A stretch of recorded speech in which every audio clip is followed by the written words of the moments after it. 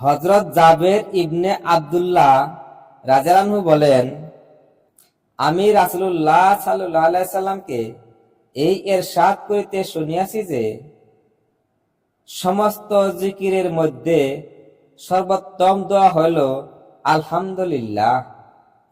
সমস্ত জিকিরের মধ্যে সর্বোত্তম দোয়া হইল আলহামদুলিল্লাহ। লা ইলাহা ইল্লাল্লাহ সর্বোত্তম জিকির এই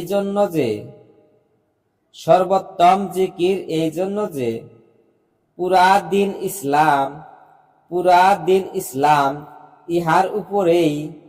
ইহার উপরেই নির্ভরশীল।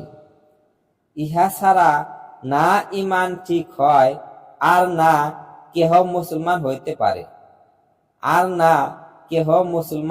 পারে।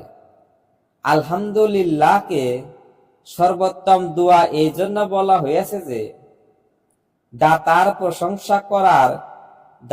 প্রশংসা করার উদ্দেশ্যই হইল চাওয়া ও সওয়াল করা, আর দোয়া হইল আল্লাহ তাআলার নিকট চাওয়ার নাম।